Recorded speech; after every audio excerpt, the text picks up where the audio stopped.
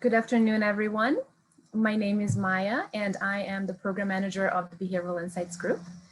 We are joined today by Doug Palmer from ideas42, and this is our next series of building behavioral design teams for public good. We have launched this program, the Big Mentoring Program, earlier this year in August, and I will tell you a little bit more about what this program entails. And then I will pass it on to Jackie, the co-president of the Behavioral Insights Student Group. The Behavioral Insights Group presents building behavioral design teams for public good, a new series of talks with practitioners working in behavioral science units within governments and nonprofits to build and test solutions for social impact. This series will highlight how these units are formed, how they work, and will feature important ongoing projects focused on public good. This series forms a part of the ongoing Big Mentoring Program.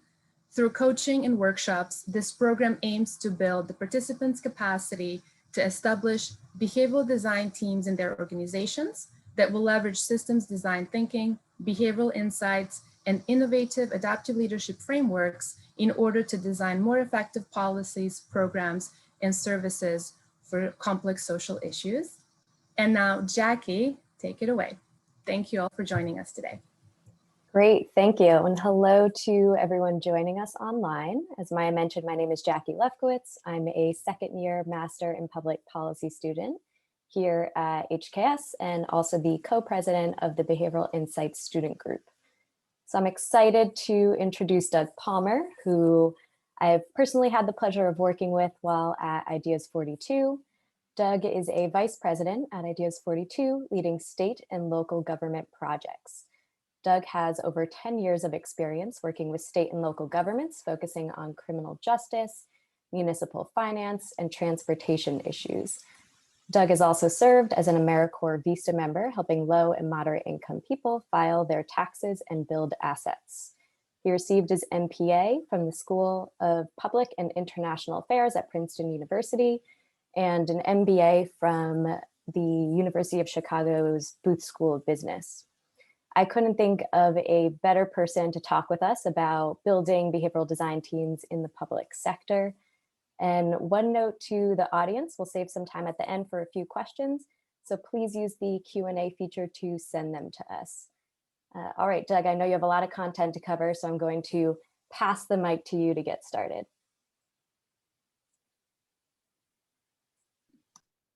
All right. Hi, everybody. Welcome. Thank you so much, Jackie and Maya, for the introduction. I really appreciate it. Today, as Jackie and Maya mentioned, I want to talk about behavioral design teams in government. I got started with ideas42 about 5.5 years ago and was leading the city of Chicago's behavioral design team in the mayor's office. And so I'll walk through how we set up behavioral design teams in general, what we sort of look for in a project, and I'll go over some sample projects that ideas42 and my team in Chicago developed as well. So again, here's just a basic agenda here for today. We're going to go over the BDT basics, like what is a behavioral design team? Why would you want to do it?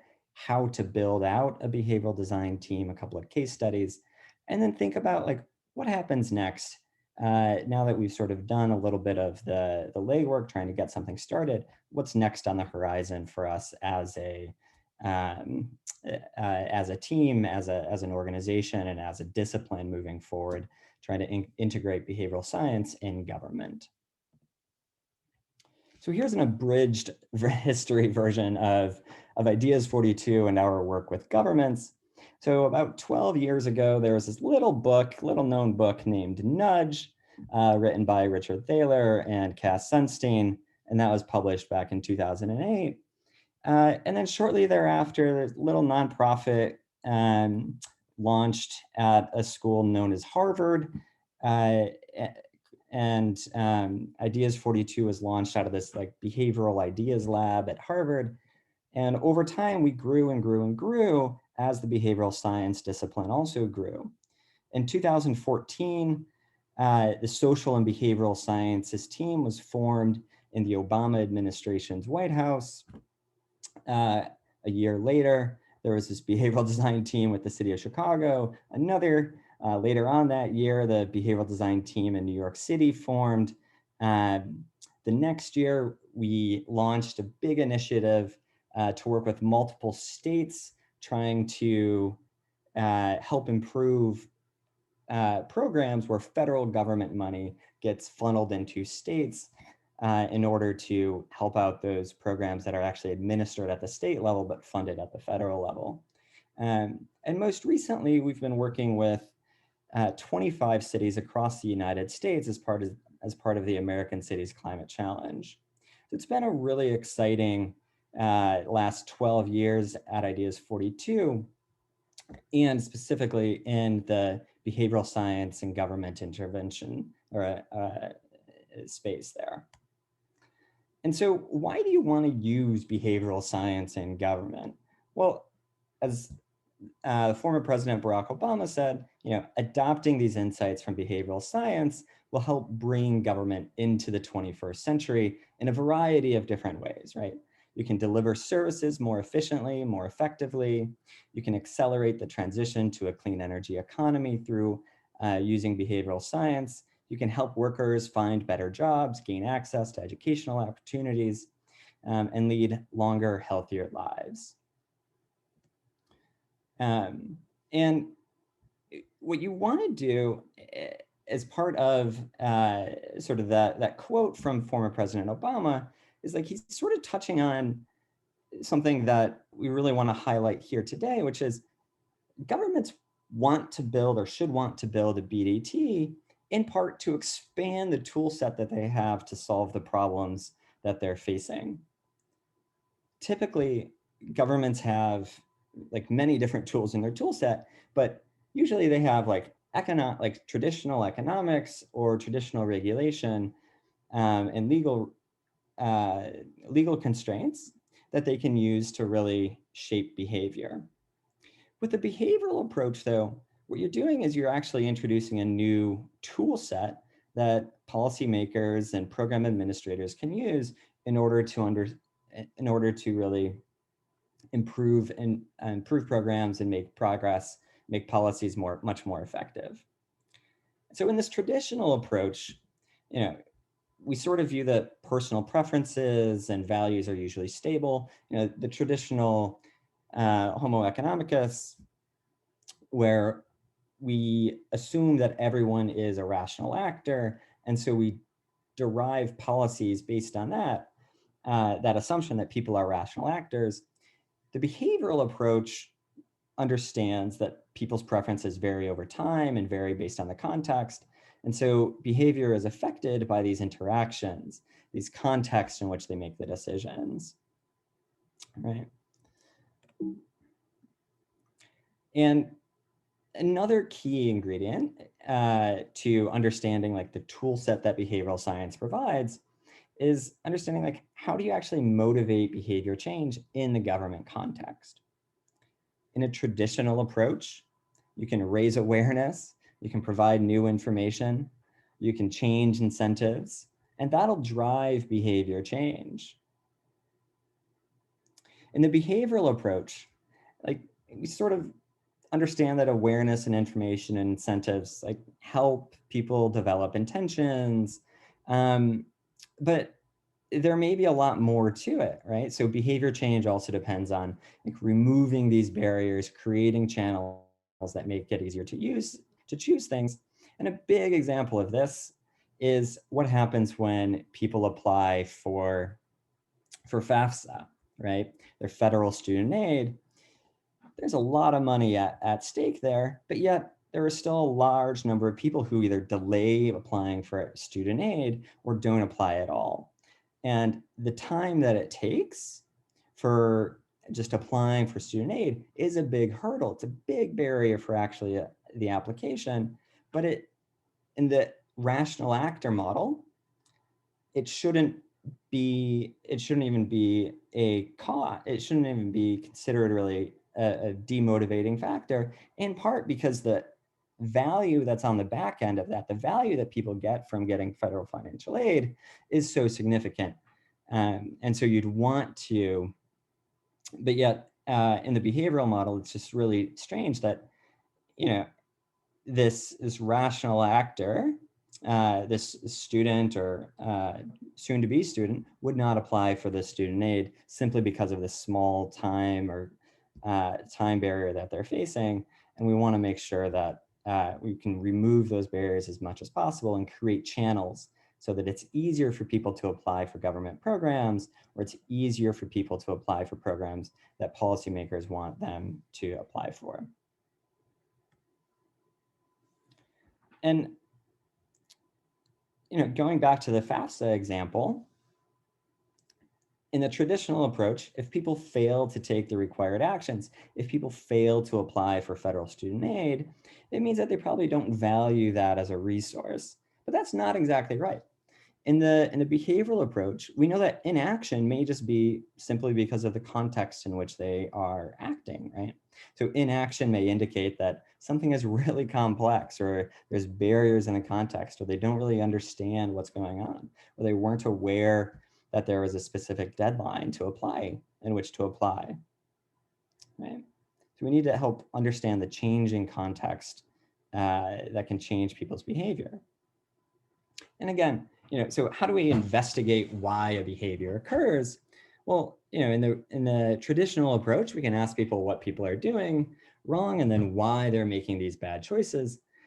And in the behavioral approach, it's about the context. It's about the environment in which people are making choices, in which they're learning about the choices, and ultimately the decisions that they end up making. It's highly valuable. It's highly dependent on the context in which they are existing and making those decisions.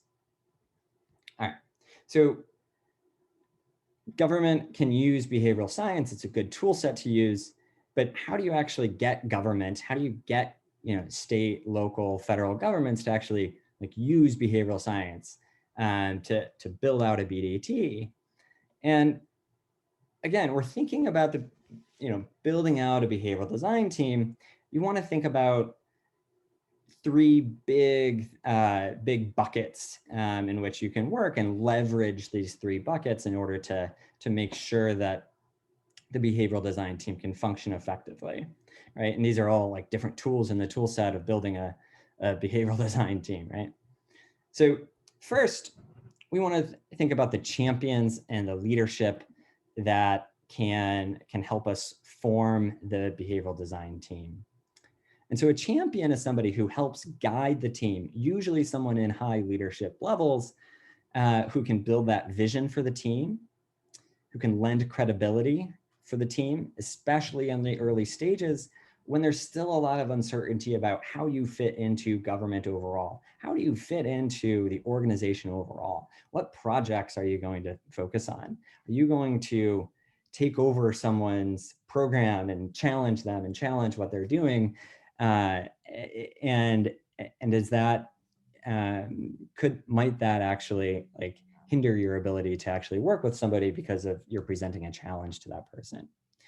A champion can also use political will that they've developed over time to remove obstacles that are in your team's way. And so, if you're having trouble with getting an institutional review board approving a project, for example, leadership may be able to, expedite the review of that IRB so that you can move the project along because it's a really important or high priority project for the city or the state. A champion can also, garner the necessary either funding resources or staffing resources or time resources needed to launch a project, to develop the project, and to pave that way for you to be successful. And lastly, a champion is somebody who can also steer the ship when they're going toward rocky waters, right? So a champion is somebody who understands the political context and can help you make sure that you're not about to crash into some rocks that you don't see as somebody who's relatively new to the agency or new to the city or state, and they just have a better sense of the political awareness of what's going on in in that location or in that organization. So a second thing that you need to think about when you're building a BDT is finding the right location. And finding the right location within an organizational chart is incredibly important. And that can change from organization to organization or from department to department. But you need to figure out like what that right location is. And so we've developed a set of like guidelines for us on how to evaluate what's the right location. And a behavioral design team focuses a lot of its work helping out multiple agencies, multiple departments. And so you want to like find the right location that has good access to a lot of other departments or a lot of other agencies or offices that you're trying to oversee, in part because like that well-connected location helps us understand what projects are related to other projects down the stream, that when governments or when offices are in silos, they don't necessarily understand the interconnectedness of it. And so one thing that a behavioral design team can do is sort of look at a program, take a step back, and look at all of the other things that are happening within an office or within a program, and it may be able to find some efficiencies or find some way to improve it when you can have a better understanding of how all of these things are interrelated, right? So a second key factor of where to locate an organization is to understand what sort of authority that location has when you're trying to set up a behavioral design team, right?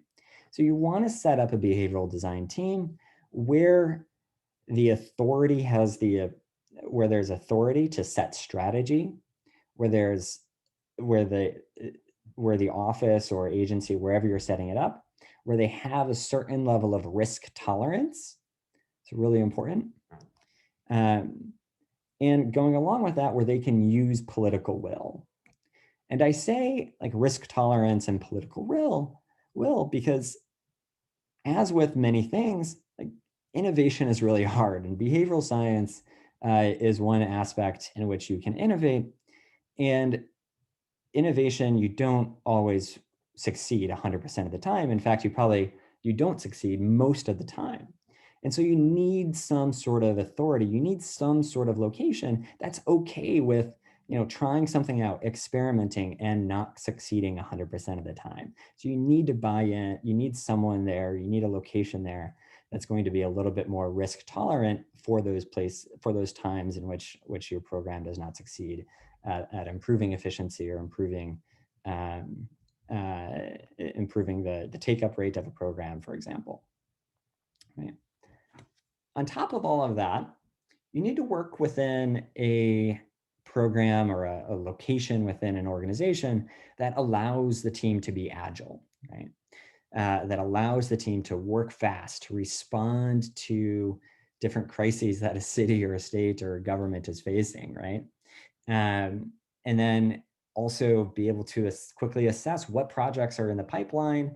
Where do we prioritize? Where can we reallocate the money? Where do we reallocate our human resources so that we can pave the path so that the team can actually function effectively at doing this job that doing this priority for the city, right? And so you want to think about like where within this organizational chart does it give us access? Does it give us authority? And where does it give us agility, right?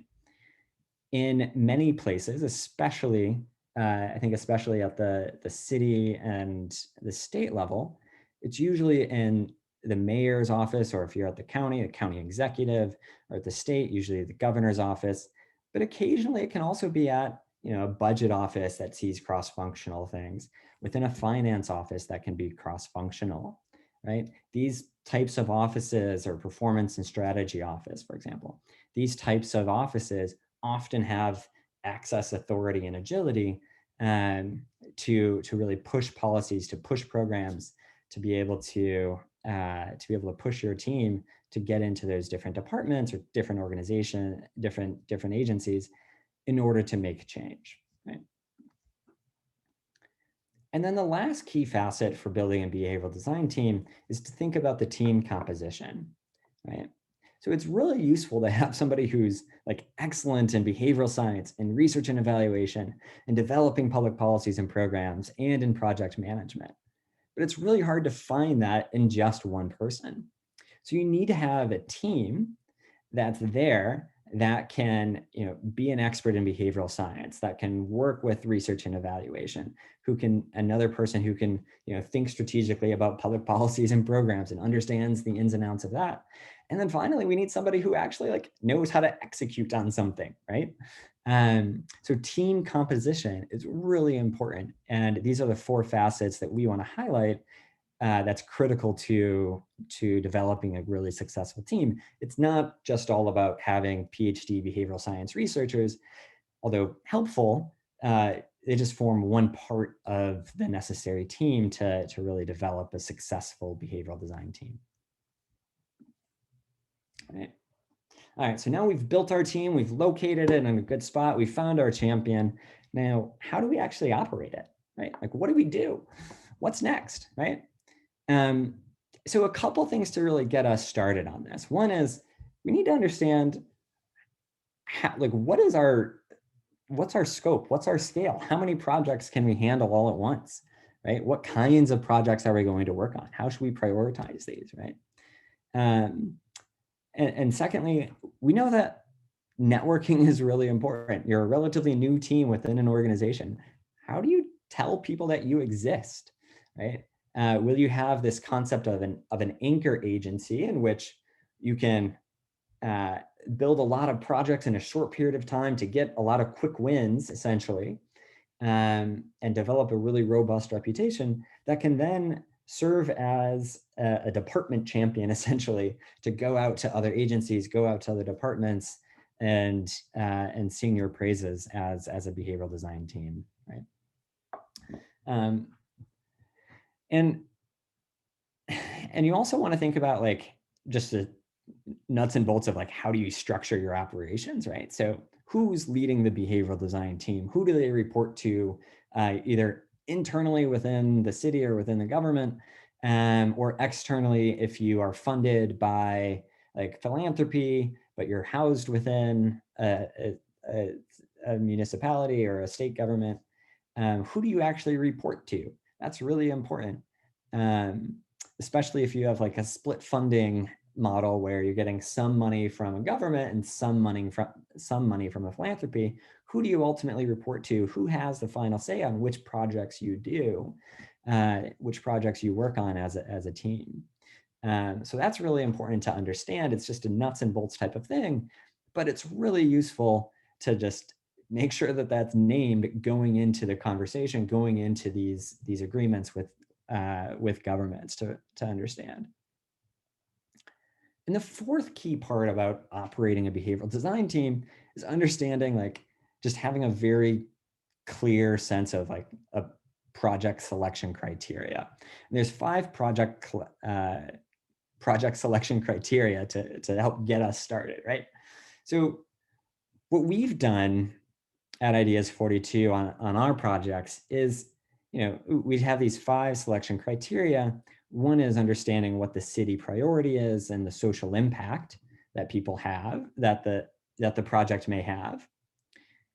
Do we have, in addition to like the champions for the behavioral design team, does the project itself have a champion?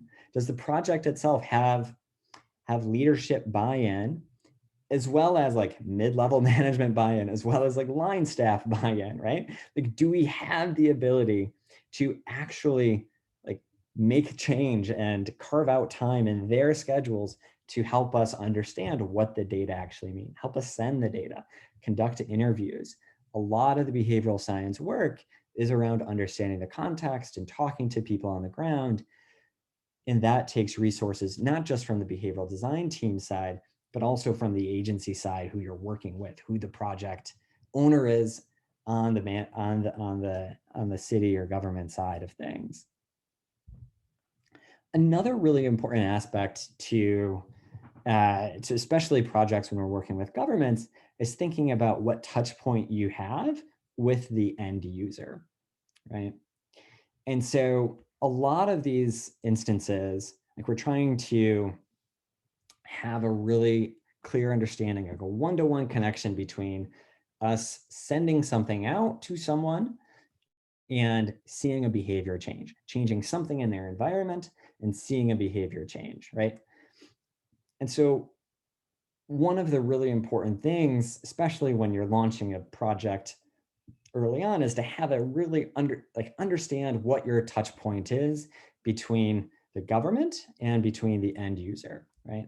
How does that data flow from the government side to the end user side, and how do we know that the end user is doing what we anticipate the end user to do? Like, what's that connection? What does that data loop look like? And that's just really important for us to understand as well. We also, because these behavioral design teams often act quickly, we want to understand what the existing data actually is. Is there underlying data, or do we need to go out and collect it ourselves, right? And how expensive in terms of dollars or in terms of time-intensive resources is that going to be? What's the opportunity cost for us to do that versus doing something on a different project that may be just as valuable to the city? And lastly, one important tool of behavioral science, one thing that's really, I think, fun and a high value to behavioral science, that behavioral science adds to government's toolkit, is we're not afraid to test out the experiments. We're not afraid to get into a program and try and iterate, right? We want to continually iterate and evaluate programs and policies so that we can continue to make sure that the taxpayers' dollars are being spent well, and that we're as effective as possible for the city and for the government, right? So we want to make sure of that. And one important sort of underlying aspect of that is we need to have a large sample size, in part because we would like to conduct randomized controlled trials. And if we can't conduct randomized controlled trials, well, that's okay. Perhaps there's a different quasi-experimental method or something like that, or some other sort of data that we can pull and sort of approximate some sort of an impact, or at least have an idea of what the outcomes are based on that. But we want to be able to really understand and apply some evaluative techniques with a lot of rigor, most rigorous being a randomized controlled trial. Right. Okay, so then so that's a lot about how to set up the BDT, what we look for in a project. I'm going to go over a couple of different case studies today. And one is a flu vaccine uptake in New York City, and another one is a bag tax policy in Chicago.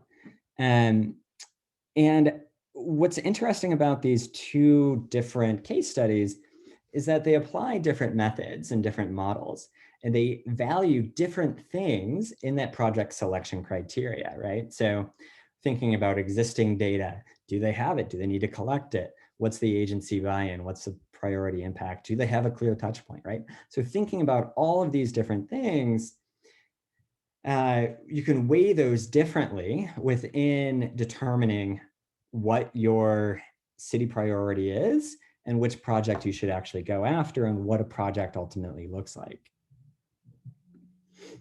So let's start in New York, where in 2015, only 1 in 5 New York City employees and their dependents got flu vaccines. Right? That's only 20%. That's not too great. We want to improve it. And so we worked with New York City to design a letter. Kind of looks like this. See, it has social norming up at the top. I don't know if you can see it here, but has some social norming language up at the top and a call to action. Thousands of employees have already received their flu shots. Join them today. It's really good. Emphasizing the flu shot. That's awesome. Multiple options. It's really convenient, right? And sure enough, there's this idea that social proof with quotes from colleagues. So this is a really cool socially or behaviorally informed letter, has many of the things that we look for, right? But New York City still only had like 20% of the people of employees actually sign up for it, right? So we thought, well, maybe we can do something, maybe we can tweak this a little bit. Maybe we can do this a little bit better. So this was the control. We did a randomized controlled trial here. And the underlying assumption here with this letter is that people actually read the emails, right? People actually read everything here. They read that there were thousands of fellow employees who were getting this flu shot. They saw that there were multiple options, but like, that's sort of an assumption, right? The reality though is that people don't read emails necessarily. People skim emails for the important details, and it's really hard to figure out what the important details are here, right? So we thought, all right, well, maybe we can improve it just a little bit. And so this example on our left here is one of the options that we came up with, where we took out a lot of the language, we took out a lot of the legalese. We said, great, you can get your flu shot. Flu season is here. Get your flu shot. Book your appointment today. Included the social norming language among employees, reminders on your calendar. We nudged people towards getting it in their work site. A visual matrix that like just clearly laid out like the body of that previous email before, just laid it out in a nice visual way. And that was just like really nice. We also did this other version that has a little bit of a tweak to it. Everything else is the same, but it has this little nudge on the right-hand side that's check your choice. Yes, I'll get a vaccine to reduce my risk of getting and spreading the flu. No, I won't get a vaccine, even if it means not protecting myself and others from getting the flu, right? So that little thing is called the enhanced active choice. And sure enough, when we did a randomized controlled trial, the thing that really, first of all, got the most appointments on the calendar and got the most people going and getting their flu shot was this enhanced active choice. Both of these were better than the previous control email, but the one that really that was like in the horse race, this one on the right was the most effective. And sure enough, that's what they went. So the next year in the 2017-2018 flu season, they scaled this trial, New York City did, to all the employees citywide. And they saw a 10% increase in the employee vaccine uptake year over year. So they also sort of changed their slogan on the bottom of the email to, don't let the flu catch you, which is, I didn't realize that it's like "kachoo" instead until earlier today in the presentation. So I thought that was really nice little pun that they had in there. Okay, so the email itself, sending out the email didn't cost anything additional for New York City. They were sending out the emails anyway. They just changed the settings just a little bit. They ran a couple of tests and saw what was most effective, and then they scaled it. And they had a lot more people getting the flu vaccine uptake year over year. And that was based on a randomized controlled trial from the year prior that had really good responses for the enhanced active choice. So, simple email has an outsized impact on behavior change, right? This next example, Chicago's bag tax, is sort of on the other side of the spectrum of what we do with behavioral design teams. And the problem that Chicago is facing is that they're having a lot of plastic bags contaminate recycle streams. They were clogging sewers, polluting beautiful Lake Michigan. So it's a really big problem for the city of Chicago. They wanted to do something about it, right? And, pre-pandemic, maybe we went to the grocery store, and maybe we can remember this back in, over 8 months ago or 7 or 8 months ago, when we go to the grocery store, we'd go check out at the checkout counter, we'd bag our groceries, and all was well, right? So this is like the very simple grocery store model. And it resulted in a lot of plastic bags. And so the city of Chicago said, well, let's just ban these single-use plastic bags. You know, we just have to get rid of those. But we want to make an exception. And the exception is that if you make these really thick plastic bags, 2.25 mils thick, then you're perfectly fine. You don't have to worry about anything. Don't worry about banning it. Just go with the thicker plastic bags. So in this model, this new regulatory state where we've banned we've banned the single-use bags, you go to the grocery store, you check out, you bag your groceries, and all is well, right? So nothing has changed, right? Nothing has changed. The only thing that has changed is that you get a thicker plastic bags that won't let your groceries fall when you're leaving the store and walking back to your apartment, right? So in net, this is a really good thing. And the city of Chicago, sure enough, saw a whole lot of thicker plastic bags clogging up recycling streams, clogging up sewers, and polluting Lake Michigan. So it was a net negative. It had the exact opposite effect that the city of Chicago actually wanted to do. It was just that you had so many more of these thicker plastic bags entering everything, entering the ecosystem, and that was just a whole net negative. So the behavioral design team said, hey, wait a second. This behavioral model between the regular grocery store shop and this bag, the ban, it doesn't really change anything. Can we change something, and can we change something in which they are behaving, right? Let's tax it, right? Let's use like a traditional economic incentive, like a negative incentive, and let's actually tax the bags. Maybe that's something that can be really interesting here.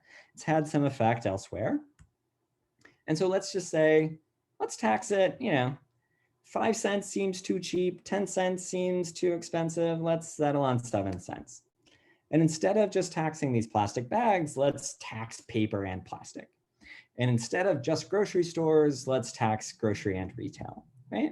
So City of Chicago then laid out this new policy where they have single-use plastic bags and paper bags offered at grocery stores and retail stores, or establishments can offer those. But instead of banning anything, you simply charge 7 cents per plastic bag. And so sure enough, in this new behavioral model, you go to the grocery store, you check out, you pause, you're asked, wait, you want me to fork over 7 cents for each of these plastic bags? But it was free just yesterday. This is crazy. No, I'm not going to pay for that. No, I'm not going to get this reusable bag and bring it into the store. And so sure enough, it says my internet is unstable, so hopefully people can hear. But sure enough, introducing these 7 cent fees, it changes the decision-making process, right? It gives people a moment of pause at that moment in which they're deciding whether or not to take a bag, whether or not to use a reusable bag, right? It gives them a moment of pause during that decision-making process. And sure enough, what happened is that, when we did using this like citywide policy, it's really hard to do something that's a randomized controlled trial. So we did a quasi-experimental method where difference in differences. We went out to a bunch of different suburban grocery stores. We went to a bunch of grocery stores in Chicago before and after the tax was implemented. And we counted the number of bags people had when they were leaving the grocery store, and whether or not they were plastic, paper, or reusable bags, right? And so we actually partnered with the University of Chicago, hired a bunch of really wonderful undergrads to go out in the middle of Chicago's brutally cold winters and go out to grocery stores all around the city and all around the suburbs to go and count the number of bags that people were bringing home over the course of this study. So this is a situation in which the city didn't have any existing data. certainly not data that they could get from retailers in real time. And so we had to go out and collect it. And the city said, yeah, this is a really important thing to go and collect the data. We're going to pay you for this data collection. This is a high priority for the city. Let's do this. And sure enough, implementing this tax from something that was free to something that now costs 7 cents reduced the likelihood of bag use, of disposable bag use, in the pre-tax period from about a little over 80% in Chicago to a little over 50%. You'll notice one important aspect of it is immediately after the bag tax went into effect, there's this much bigger drop off, right? From January of 2017, February and March of 2017, when we were collecting that data, there's a pretty large drop off. And then it starts to moderate. It starts to tick back up a little bit, right? And that probably is due to people saying, oh yeah, 7 cents, not a big deal. Yeah, sure, give me the paper. I forgot my reusable bag today. Go ahead and give me the plastic bag. I'll cough up 7 cents. It's not that big of a deal. And that's sort of what we expect to an extent. But nonetheless, the persistence of like having a pretty low bag usage, disposable bag use over time continues into at least a year after the bag tax went into effect. One thing that would be interesting is what happens during the pandemic when bag taxes and policies and everything like that just kind of went up in the air back in February and March and April of this year. I don't have any data on that. It would be interesting, but maybe that's something that we can work on at a future time. So those were a couple of really interesting, or I think fairly interesting projects that we've worked on at ideas42 and that we've worked on with governments. It kind of shows you the types of projects that we work on. And so we want to think about like what's next after this sort of first round of behavioral design teams. And the first thing that we want to do is continue to deliver value for governments, right? Especially in this time where state and local governments are facing really big budget cuts as a result of the pandemic. We need to continue to deliver value. And that means like improving on the basics that we just went through. Like, how can we increase the number of projects that are successful? How can we increase the effectiveness of those projects? How do we reduce the time that it takes for us to get from starting a project to actually intervention? So doing all that legwork, how do we reduce that time in order to deliver more projects overall? Right? We also need to think about, and we have been doing a little bit of this, how do we integrate better with other disciplines, right? So data, when you think about data science and machine learning and behavioral science, there's a lot of data that's rich within and needed within machine learning and data science. And behavioral science is one way to like collect the data, or run experiments, and sort of make a big social impact, especially at the margins. So how do we integrate that into our projects a little bit more? How do we integrate better with web and tech development so that we can get quicker and faster on or more effective on web interfaces and things like that? And how do we partner more with the just the standard user design UX portfolios that really do much more of the design work, and not just and whereas we do much more of like the behavioral research work. All right, so how do we integrate better with that? And thirdly, thinking about like shifting upstream, right? Can we start to develop these policies from the start? How do we reframe, how do we restructure entire programs from the get-go, right? Or how do we design systems from the get-go? Can we also think about, trying to solve these big social issues like racial bias, gender bias, right?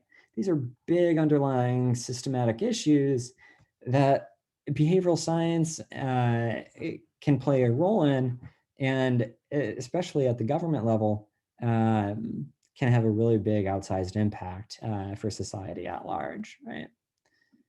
And then lastly, how do we sort of work ourselves out of a job? Ultimately, we want to have behavioral science seen as a common tool that people use throughout government. And there's not really a huge need for having dedicated behavioral design teams in the long run, right? But it's sort of like just another tool in the tool belt that most people have who enter government service. I think this is just something that's just there, right? So how do we get to that end point? And that means, building and sustaining some sort of behavioral science in-house. So let me just pause there. I think that's about my time. Let me just take it. Let me just turn it over to Jackie and Maya and see if they have any questions or if other people have asked questions. Yes, thank you so much, Doug, for an incredible presentation. We have some questions that came through. The first one is around the length of time that it takes to complete a project. And I'd like to add on to this participant's question and ask how might it differ in terms of the duration of a project between, let's say, ideas42 running its typical consultancy project versus a BDT within government? I imagine there might be some differences there. Yeah. There are. I guess my answer is it depends, right? And it's sort of a cop-out answer, but I think it's worthy. And I'll go into a little bit of a reason why it depends, right? So at ideas42, and there are a lot of other behavioral design outfits out there, but like the basic structure of the methodology that people use within behavioral design teams is all the same, right? You need to define the problem, diagnose it. Like what's the behavioral insight here? You need to design something that's going to solve that problem and solve that barrier. Test it out and scale it, right? Those are like the 5 different things. And usually that's presented in like a fairly linear, maybe there's some circles that go back, but it's a fairly like linear process. But I sort of challenge that because most of the work that we do on the behavioral design team or other projects within ideas42, we sort of pick and choose what tools from that methodology we want to use on a particular project, right? So some projects, you have no idea even where to start. And that's the same in government, and that's the same in regular, like normal ideas42 projects or when you're consulting on something, right? So you have a lot of gray space, right? How do you encourage more charitable giving? Like, where do you even start with that type of problem? That's a problem that ideas42 has been working on for a few years. So you need to like really understand what that problem is. And that phase usually can take anywhere between a week if you have a pretty well-defined problem to a year or a month, a month or a year, depending on the type. And so that goes the same with the diagnosis research. That's the same with the design research. That's the same with testing, and that's the same with scaling, right? So each one of those, instead of having a sort of discrete methodology, you can think about it as different tools that you can use to solve different problems at wherever the policymaker, the program administrator is, right? So I sort of avoided the question of like how long it actually takes. But my answer is like, it basically depends. It can be anywhere from 0 to 6 weeks on something that's a very fast moving project. Or it can be something where you really have an ill-defined problem at the start. And so you need to spend a lot more time sort of understanding that and moving it through. And that may take 2 to 3 years. Great, thank you. We have some questions around who typically initiates these projects as well. So maybe that's a good opportunity to talk about how such a team sources projects. Yeah. who initiates the projects or who initiates the behavioral design team? Or both? Let's go with the projects, Okay. the former. Yeah. So early on, when you're just starting out within an organization, it's really helpful to have a series of quick wins. And what I mean by that is like, there's a lot of low-hanging fruit usually within an organization. And you need to be able to like get early, like have low-cost experiments. It doesn't cost anybody any resources, doesn't cost anybody anything, just sort of proves that this thing can exist and it can exist within this organization, right? So you need something that's just like, here's what it is. And often that can be, really quick emails, like just changing the subject header on an email and checking click-through rates. And it can be to internal staff as well, right? So how many people are clicking on this internal staff email just by changing the subject line on an email? Really low cost, doesn't cost the city anything really. And it proves that, it can prove that like behavioral science has some power here. And so once you sort of start to develop those early wins, once you start to develop that series, that portfolio of projects that you can point to, you can go and shop it around to different departments. You can start to host, you can do this beforehand too, but you can host seminars. You can sort of teach people about behavioral science. You can host like a behavioral science 101. One of the things that we did in Chicago to really jumpstart our work is we had a 2-day masterclass in Chicago where we invited a few different speakers to come in and talk to different department leaderships and their chiefs of staff and second and third in commands as well. And we hosted this in City Hall. It was put on by the mayor's office. And a couple of the guest speakers are really notable. One of them, Dick Thaler, he went on to win the Nobel Prize, which is pretty sweet. But at the time, he was just like, he was awesome. He was big within behavioral science circles, but like nobody really knew much more about him beyond like the behavioral science folks. And it was just, he's a great storyteller. And so he has a lot of wonderful stories, but like we came out of that and we had a dozen or so projects that we were starting to pursue. And then it just kind of snowballed after that because we said, great, this masterclass, here's how we operate. Here's what we do. Here's what the power that behavioral science can have. What problems are you facing? Let's take that list. Let's evaluate it against the project criteria, the 5 different project criteria that we had, set up meetings, go to all those meetings, try and see if those are the right projects for us, or if there's something else in the department that we can use in order to kickstart a project and a relationship with them. So it's a long-winded answer, but basically get a series of early wins and host a masterclass and try and get some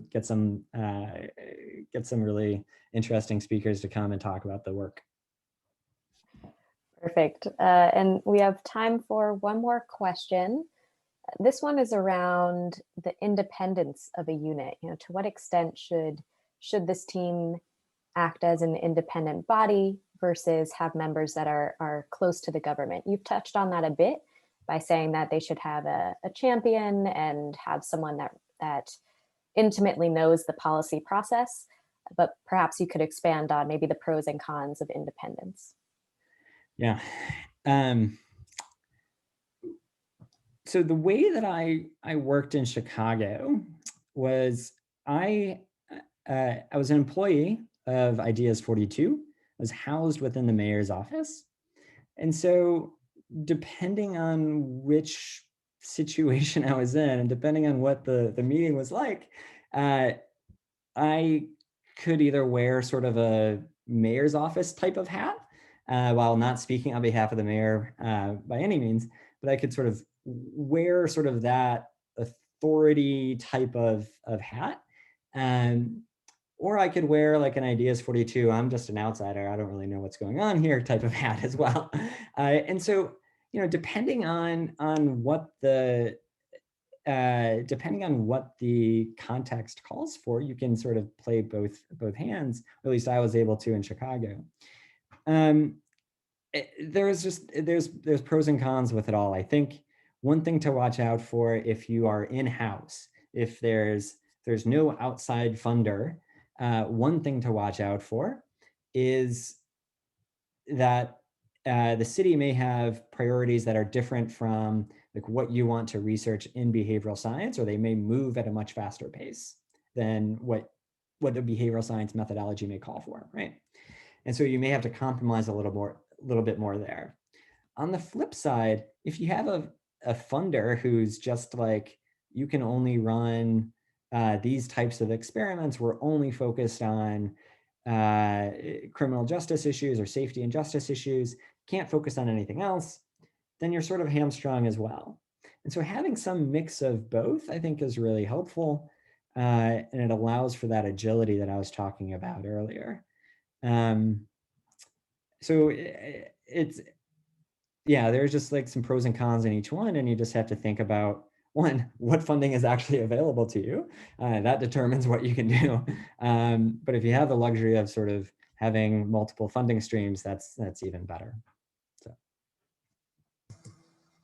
Wonderful. Doug, thank you so much for joining us today. And Jackie, thank you so much for moderating the Q&A.